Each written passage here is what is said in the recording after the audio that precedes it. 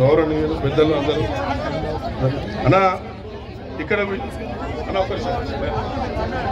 జవహర్ నగర్ మరియు యాప్రాకు సంబంధించిన సమస్య పైన నేను అన్న ఈటల గారికి చెప్పడం జరుగుతుంది. ఇక్కడ ఏంటంటే దాదాపు 10 సంవత్సరాల నుండి ఈ యొక్క సర్వే నెంబర్ 474, 475, 476, 501, 502 దాదాపు 20 ఎకరాల ల్యాండ్.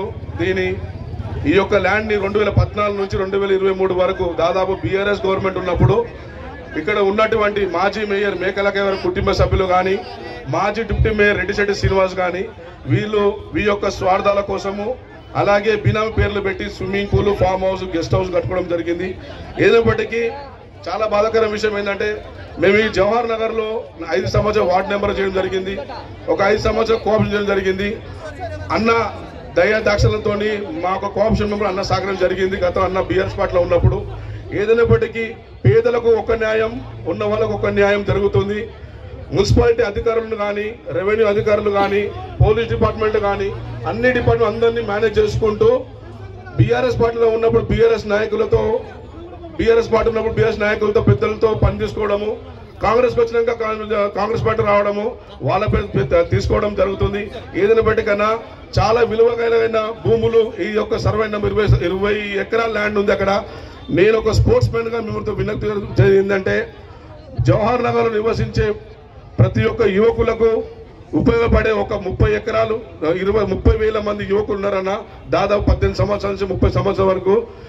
కానీ ఇంతవరకు జవహర్ నగర్లో వివిధ 12 ప్రొసీడింగ్లు జరిగింది. వాసం వెంకటేశ్వర్లు దాన్ని కూడా మినీ స్టేడియం అని, తంగెడవనం అని, నర్సరీ అని, పార్క్ అని దాన్ని కూడా కబ్జా చేస్తున్నారు. గతంలో బీఆర్ఎస్ పార్టీలో ఉన్న కబ్జాదారులే మళ్ళా కాంగ్రెస్ పార్టీలోకి వచ్చి ఆ మాజీ కార్పొరేటర్లు, మాజీ కోఆప్షన్ మెంబర్లు, డిప్యూటీ మేయర్ మళ్ళీ అదే కంటిన్యూ చేస్తూ జరుగుతుందన్న.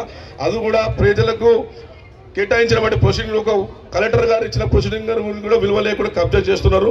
అది ఒక దృష్టిలో పెట్టుకోండి. ఇంకోటి నాకు చిన్న రిక్వెస్ట్, మీ అందరం కోరండి అన్న, మీకు వీలైతే మాపై దయ ఉంచి ఈ యొక్క విలువగల భూమి 20 ఎకరాల స్విమ్మింగ్ పూల్, ఫామ్ హౌస్ ఒకసారి మీరు విజిట్ చేస్తే చాలా సంతోషం అన్న. పేదలు నివసించే జవహర్ నగర్లో 60 నుంచి 80 గంటల వరకు ఇమ్మీడియట్లీ ఎంఆర్ఓ మనం వచ్చి కొడుతుంది.